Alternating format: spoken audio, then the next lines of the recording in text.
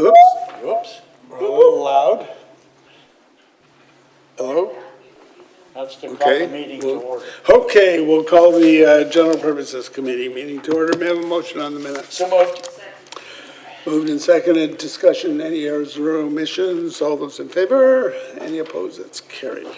The UBCM poverty grant reduction, et cetera. Move the recommendation. Thank you Moved for and it. second to Melanie. Do you have anything to add to the report? No, staff have nothing to add to the report and are here to answer any questions. Okay. Anybody got any questions? Good report. All those in favor? Any opposed? That is carried. And on the BC's, thank you. On the BC's proposed coastal marine strategy, Chad, anything to add?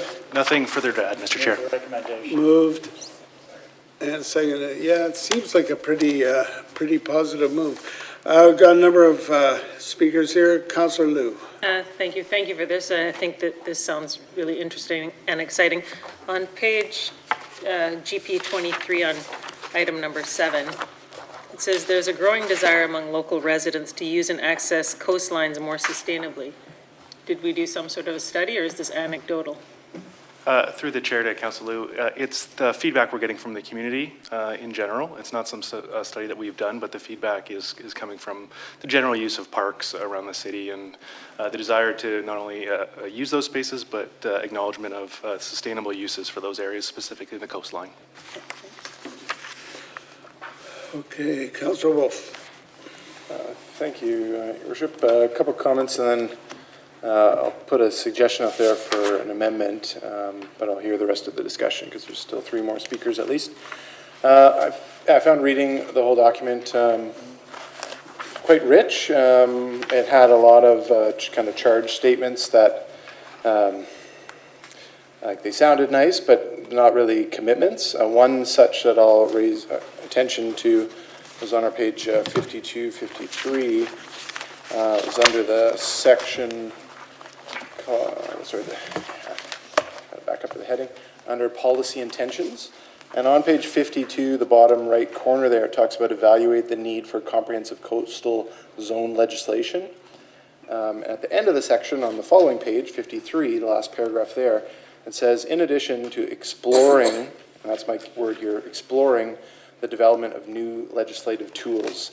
I think what one of the statements that we could be asking the province to change or commit to is, instead of exploring a new law, commit to establishing a new law.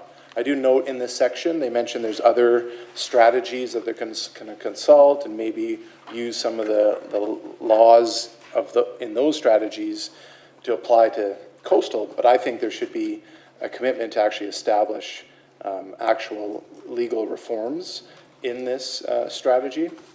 You can look at the ones here on, back to page 52, 53, that list of legislation could, C41, C42, all the way to C411. Those are all great things, but to actually, I think to bring some of those into fruition with this strategy, we need legal language.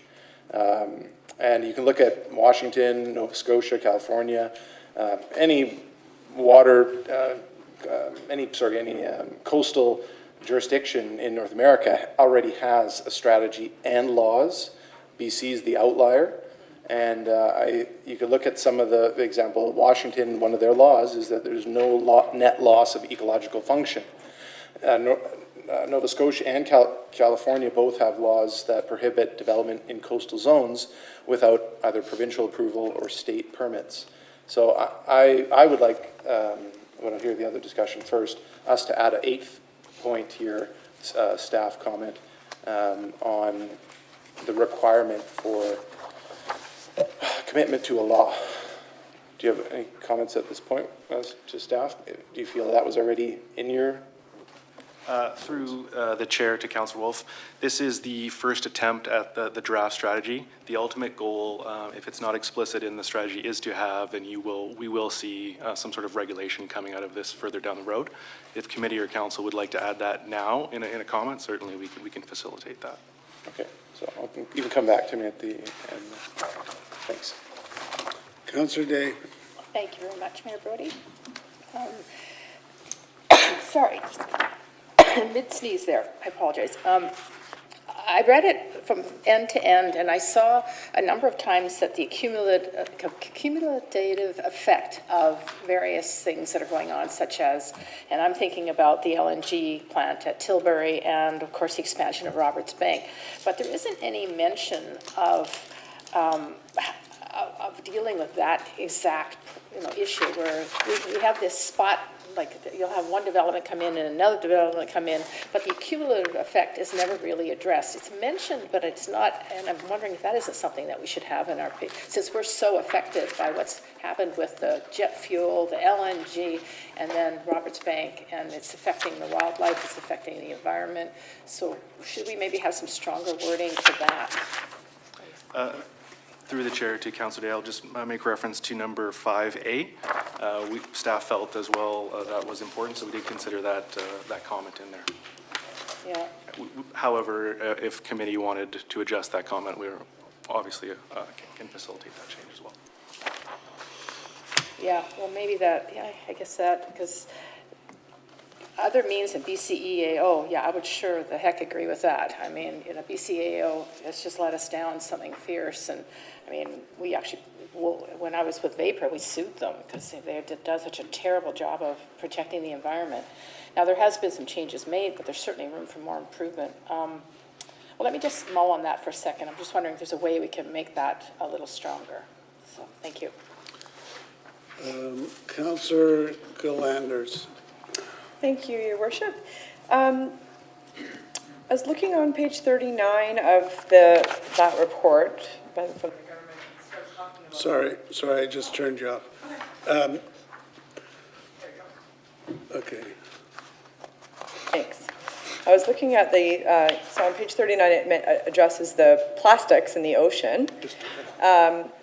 New regulations, to single-use plastics, this and that, but we always hear about what a huge issue the microplastics are, right? And one of the biggest sources of that is coming out of the washing machines through the sewage out into the water. And I don't know if this strategy, like if it has anything in it that would talk about a specific program, like providing filters on everybody's washing machine or at the sewage plants themselves and having a grant program for that or something like that. And I don't know if that's too specific for your letter or if there's going to be more opportunities for specific things like that. Through the chair to Councillor Glanders, right now it is a very broad strategy. It does note a lot of local, regional programs for the reduction of plastics in general. But right now it is a little too overarching for those granular types of strategies.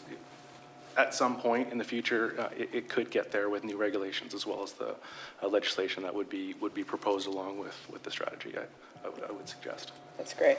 And then just a little bit of the history on it, because I wasn't on council when this first came up. I just was reading the comment that this came up in June of 2020 because we asked the government to work on this strategy. Did that just come as our own idea, or was it because we heard they were already going to do it and we were just supporting it? I was just curious. Through the chair to Councillor Galanders, I believe it was an item brought up at UBSAM at some point, as well as the initiatives happening on the East Coast. So that could have been the precipice to have it brought to council at that time, but I know that there was a noteworthy discussion here at council before that resolution was resolved. Thanks, that's great to hear. And yeah, and I'm definitely supportive of adding some more stronger wording about having the laws around the shoreline development and cumulative effects of development as well. Thanks. Councillor McNulty. Yeah, thank you, Worship. Thanks, staff, for the report. I thought staff covered things as well as they could on it, and having read it from cover to cover, I looked at the report as a great identification and awareness document and it covers a large scope. And for the basis, I know it's a policy intention paper. However, it's not from my point of view, not an action document.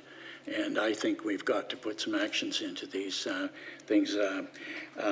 It's one of these documents that I'd put on the shelf, and we'll bring it up and say, yeah, we've done it. And I think maybe we do need another point of view. There's no suggestion or changes one can do to improve our situation on there. we all believe in what's in there, but it's not there. There's no suggestion of what's being done now, what could be, where we are. I'd like to know how we fit into it. I believe in many cases here, we're already ahead, okay, but that doesn't mean everybody else is following. And I think I think it's the what, but the when and the how, regulations, policies, laws, et cetera, are needed. And there's no even suggestion to them on it. And I found that a bit lacking. I'm not criticizing the document. I think it's a good document. Like I said, it's an awareness document. When you read it and you go through it, yes, yep, check, yep. But what is coming from them and how, and are we going to put any resources into it? I think it's a good document we should circulate to some of our committees and see if we can get some action items out of it.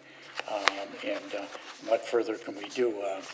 For example, on the coastal, the Fraser River, I still think we should be reconstituting a group like FREMP, okay? I've suggested that to a number of communities along the way to protect the Fraser River or whatever. So, you know, I think to receive it, but let's not put it on the shelf. Let's, the staff, your worship, through you, talk about future engagement by public, which is great, looking at climate change, looking at all those things. Your recommendations are good, and I appreciate that, and I think we should do them, but I think we should push further. The other thing I did pick up, and I'm not sure if anybody else did, it well covers the First Nations. And maybe we need to be reaching out to the Musqueam as well, in terms of they're mentioned on every other page, if you read it on it. And I think that's great, okay, because they're a governing body as well. So it means we can bring all partners to the table to hopefully enhance this. This is good to get something like this to refresh us and, you know, keep us on track and keep us moving forward. So staff, good job. And I just hope, your worship, are we to give feedback to government on this? Well, yes, and page 22 and 23 is the feedback that you're recommending, right? That's correct, Mr. Chair. Okay. The comments are in attachment 1. Okay, then I would ask for maybe another one, or in the letter from you, your worship, to look at regulating, to look at policies that we have, to look at policies we should have, ones that have not been identified, what are our biggest challenges, et cetera, and suggest to them. And then also, I would like on your closing line, please provide the necessary resources or help to implement and enact all of these things that you have suggested. Thank you very much. Just before I go to Councillor Hobbs, what is the deadline for getting our comments into the province? It is April 14th, Mr. Chair. All right, so we do need to move it along. Secondly, you've heard the comments that have been made by some of the councillors, and we've got more discussion to come. I'm just wondering whether rather than going through each one of them and trying to quickly craft some kind of a response or something, adding points on to attachment 1, I wonder whether we don't want to deal with it as it is in front of us, but we've got the council meeting next week, and staff, you can take a very close look at it to see whether, you know, the 3 or 4 comments that have been made, the talk about the need for commitment to legislation, the cumulative effects and, you know, the economic aspects, the issue of microplastics, all of which lead to various kinds of actions that may be needed. And I just wonder whether you don't want to just take it and tell us how and whether we should be bolstering what we've got in front of us. As opposed, I mean, in the normal course, if time wasn't a factor, I would say, let's refer it back and give it careful consideration. But given the time constraints, I think we've got to move it along. Anyway, we'll go to Councillor Hobbs. Go ahead. Thanks, and through the chair. Well, first of all, thanks for the report. It contained a lot of information, and actually very interesting information too about the oceans and the waters and the economic impact it has on everybody, from being billions of dollars and that kind of thing. One thing I did wonder about when I read through it, though, was, and I realize it's a policy intention paper, so not so much action-oriented, but a couple things were, in terms of North America, including all the way down through Central America, is this consistent with policies that have been enacted? For instance, Cascadia often acts in concert with one another in doing different things, including environmental things. And California itself is such a huge part of the economy in the world. So is it consistent? Is it blended into those other strategies? Through the chair to Councillor Hobbs, yes, it would be consistent. Currently, we are one of the last jurisdictions of the coast to have this type of regulation, so it would really be bringing us up to that standard. I know the state of Washington has something very close to what is being proposed here, as well as Nova Scotia, the East Coast, and in alignment with the Federal Oceans Act as well. So it would be bringing us in line with everything that is out there. Sure, and I recognize Councillor Wolf mentioned a couple other jurisdictions too. So in terms of Richmond, could you just talk about any of the metrics that we might have in Richmond? I believe we've done a couple projects that are tied into this strategy. And along with that, are there any funding implications yet for anybody, or are those just not known yet?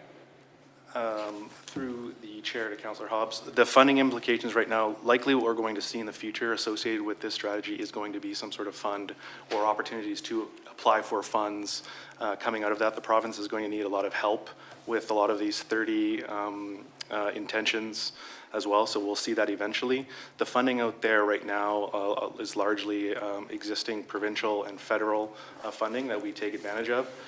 So through the Salmon Restoration Fund in 2019, there was $143 million associated to restoration projects in British Columbia. 36% of that was dedicated to the South Coast itself. And 3 projects which have council endorsement. One is the Sediment Enhancement Project on Sturgeon Bank, and some jetty breaches as well, all within about $5 million have invested quite locally to Richmond as well. So that is currently happening right now with some priorities with the federal government, but what we'll see in the future, only with the watershed study that we've discussed earlier, that this will be more opportunities that could align with what the city needs to do to protect its coastline as well. Sounds excellent. Thank you very much. Councillor Howe. Yes, I understand that this is a policy intention paper. And also in the document, the government also talks about different levels of responsibilities. And when I read the report, I was trying to look at this document from the perspective of Richmond as a municipal government. So I want to know, in staff's opinion, do we have anything to say about the shared responsibility or, the authority given to us, whether or not it's enough? So what kind of comments you can make on this relationship thing between the different levels of government? Do we have sufficient authority, or do we need other kinds of support? I would like to hear some comments from staff on that. Through the chair to councillor, currently we have established what we have in our jurisdiction as far as zoning bylaws, development permit areas along the foreshore. We currently have some flood management objectives, all of which we're operating within our jurisdiction. I think in what we've tried to include in here is the ability that any responsibility that the province has moving forward with the coastal legislation doesn't impede any of those current systems in place. Right now, there's a lot of different, the province relies on a lot of different legislation to manage their coastlines. This is attempting to bring all of those together in one, but what staff done here is to make sure that when they do that, they take into consideration the unique characteristics of Richmond, including flood management strategies, our coastline, environmental sensitive areas, and things like that. So are you saying that the division of labor and the distribution of authorities is working between the different levels of government right now? Through the chair to councillor, I think from the provincial aspect, there's room to grow. We have highlighted the fact that this is a broad, overreaching, and positive step forward. However, what we've seen with some other provincial initiatives is that they lack the resources on the implementation stage to get things done. So we've ensured that while this is great, the province does need to start thinking about the implementation of something like that and to ensure that there's money available for municipalities to implement those changes or help. But mostly they need resources in the staffing level to ensure some consistency and avoid delays with projects in the future. But can you also argue that sometimes we at the local level know our problems better. So would it be also possible that sometimes the provincial policy, if there's one, might actually interfere or become a hindrance of, our stewardship of the shore? Through the chair to council, in many ways, local governments are on the ground and an operational footprint of whatever that policy would be. I think this is an opportunity specifically at the starting of the strategy where we can ensure and insert ourselves to determine what that looks like operationally so that it doesn't impede Richmond's interests moving forward. Okay, so perhaps, in our response, we can also highlight some of the concerns or, making some requests, Through the chair, absolutely. Yeah. We do make highlight to that. If we want to get more specific, certainly we can add some more bullets around that. But we specifically note that any implementation of such a plan or strategy should not affect the operational requirements for the city to maintain its functions as an island community. Mm-hmm. Okay, thank you. Councillor Day? Finish my thoughts, sorry about the sneezing thing. So just 5A, I think you're right, it is in there, but instead of saying considering the cumulative effect, emphasize the importance of the cumulative effects.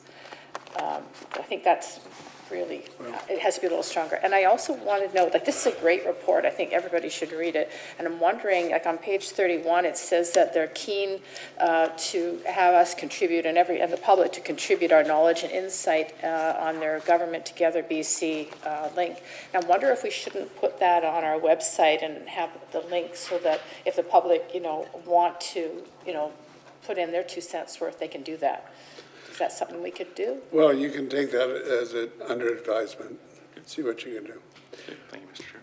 All right, so before I go back to Councillor Wolf, what I'm suggesting is that we put on the floor the staff recommendation and that in the minutes would reflect direction to staff to further consider before the next count. Remember, we got a short week this week, short week next week, so we don't have a lot of time. So we have to be efficient. So ask staff to consider further items for attachment 1 of an action and implementation nature that would be appropriate, and with the specific examples that I mentioned and have been mentioned, the commitment to legislation, the cumulative effects, the comments that were just made on 5A, the issue of the microplastics and what should be committed there, jurisdictional concerns as well as other comments that have been made. If we gave that direction, then we can deal with what's on the floor in the contemplation that when we get to the council, we'll probably have a somewhat slightly revised motion to resolution to consider at that time. Would that be appropriate? Okay. Someone want to move that? So it's moving the motion as recommended, As recommended, plus giving the direction.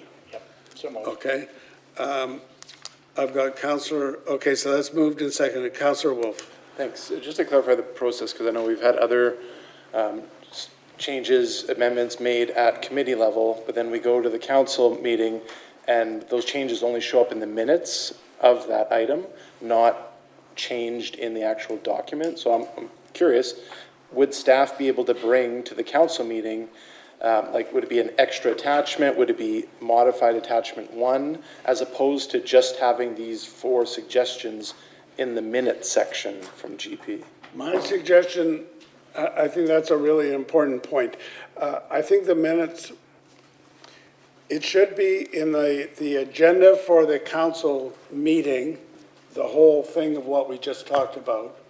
And secondly, give us a memo with a red line version, I assume, of attachment 1, but anything else you want to give us as well.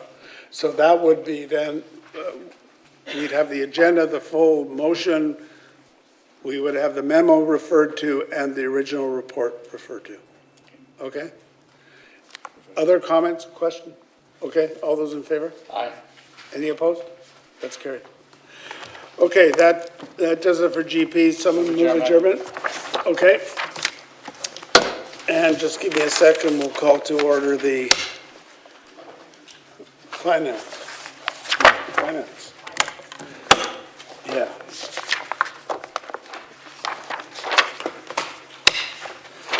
Okey-doke. So we'll call the finance meeting to order. May I have a motion on the minutes? Moved and seconded, discussion. All those in favor, post carried. So we've got 3 items of business. First of all, we've got the annual development cost charges report. Cindy? Recommendation. So let's move, now, this is not asking for changes, this is simply the historical analysis, like what's led up to the present and how we see it for the future, right? That is correct, Your Worship. Because we have gone through changes in the past. Councillor Liu. Thank you, Worship. Thank you for this report. So it says that we have a municipal assist factor of 1%. So that means in the DCCs, we're charging 99% of these costs to new developments. Is that correct? Through the chair to Councillor Liu, that is correct. Okay. Now, if I go on to say, for example, page 10 of the report, or Fin 18, it talks about some of the different things that we do, like accessible pedestrian signal program. And so that's not necessarily only serving new people. It's not just a growth thing. It's also bettering things for people here in Richmond that have been here for a long time. Sort of the same thing with when we look at box culverts. I know we've had some box culverts fail, and then we've been replacing them, and obviously we're replacing them with probably bigger, better ones to make up for growth. But if we were to sort of think about it on a fairness piece, it might make sense for the municipal assist factor to be somewhat larger, but that's up to us to determine what that assist factor would be. Is that correct? Through the chair to Councillor Liu, there are actually 2 components. So the municipal assist factor being 1% is just the general minimum that we're statutorily required to assist on. There's also the concept of benefit factor. So where it's deemed that there is a benefit, there is municipal funds that are also applied to specific projects. Okay, so these are co-projects. It's not entirely on the backs of just the newcomers. That is correct. So when there is a project that includes a benefit to existing, a portion of existing municipal funds are included on top of the DCCs. Okay, so if we look at it from a fairness lens, an equity lens, it is being balanced amongst people of Richmond benefiting from this. Okay, thank you. Councillor Heed. Thank you, Chair. My question was similar to Councillor Liu's, but you've answered that. The other question I had is specific to an actual project on the expenditure, so I'm not sure whether I can get the information here or the information can be provided to me in the future. I did talk to General Manager of Finance with respect to this, and this goes on expenditures in 2022 if you look at Fin 16. And the one I'm most interested in, because it plays into some discussion that's going on right now, it's a parks expenditure, and it's King George Park, development of a neighborhood park. And I'm not asking you to comment unless there is someone that can comment with respect to what that was for 2022 and whether that was complete or not. If not, a memo will suffice. Through the chair to Councillor Heed, for the King George Park, specifically $3,000 was spent relating to planning during 2022 of DCC funds. So the total project itself would span a larger period of time and include multiple expenditures with different funding sources, including, the municipal assist factor. But the DCC component in 2022 was $3,361. Thank you. Councillor Wolf. Thank you. Through your worship, the question to the staff is related to our Fin 14 at the top, the waivers and reductions section. I understand the first 2 bullets there about waiving DCC for rental housing and such, but the bottom 2, I'm not too clear. Have we used those recently? Could you give an example of either the subdivision of small lots to result in low GHG, or an example of development designed to result in low environmental impact? Through the chair to Councillor Wolf, this is actually currently under review with staff to figure out what exactly this means and how it could potentially apply. We, as an organization, have not granted waivers or reductions under this section, so we don't have any examples. Great. Just to follow up, do we have any anticipated time when we might have an understanding where we could start utilizing these? I do not have that time frame, but we can get back to you with Great, that. thank you. So more to come on that. Yes. Okay. Any other comments or questions? Okay, so we'll call the question. All those in favor? Any opposed? That's carried. Thanks, Cindy. Investment report. Venus? Anything to add to your report? Nothing to add, Your Worship. The recommendation. Moved and seconded. Okay, Councillor Wolf. Thank you. Just a simple question through the chair and staff. On our page to FIN 24, the section on environmental, social, and governance, the ESG, I guess two-part question there. First one is, it mentions that the reporting standards are still being developed. So when do we think they will be developed? Is that this coming calendar year? And then the second part to that, at the bottom of the page, our rating right now is a AA with a point score of 7.63. How far away, I'm just curious, are we from the AAA score? Through the chair to Councillor Wolf, the timing of the standard is still unknown at this time. The regulatory bodies is still reviewing the standard as we speak. So we'll be working very closely with our auditor, our advisor, to ensure that as soon as the standard becomes available, we'll make sure to include it for consideration in our policy. With regards to your second question on the rating, you're correct. We are currently rated as AA under the ESG rating. In terms of comparison, our benchmark with the similar portfolio type is at A, so we are already above benchmark. And I do not have the number as to when we'll exceed the AAA, so it will be something that we can report back. Thank you. Councillor Day? Thank you very much. And thank you for the memo letter that you sent me earlier. I thought the information that was in there was really useful, and it's something that the public would relate to. What memo was that? It was an email. I asked about what projects other than the $96 million that we're going to spend on Thiessen Community Center were in the works, because there was a lot of numbers there, but not a lot of details. And I just thought that was really useful information, and it should be added to the report, because it just helps to make it more real for people. So. Yes, generally when staff gives the mayor or any councillor that kind of information, they give it to everybody. So if you want to give us a copy of that memo, it would be Sure, we'll circulate the email. All right. Anybody else? No? Just hang on a second. All right, so I'll call the question. All those in favor? Any opposed? That's carried. And the last one is the revenue anticipation borrowing bylaw. Was the recommendation. Have we ever, well, we have to pass this, every year? That's correct. Have we ever gone into it?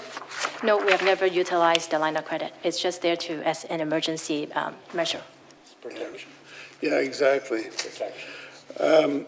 Well, when we had the pandemic, who knew what we were going to have to do, right? Councillor Day. Thank you so much. And I see we've got basically a line of credit for $21.5 million, which is nice to have, like you say, if we do need it. I just want to confirm, there's no cost to carry that line of credit, right? Like, I think I read in the report that there wasn't, but I just wanted to confirm. To the chair, to Councillor Day, that's correct. There's no cost. All right, good, thank you. All right, we'll call the question then on the motion. All those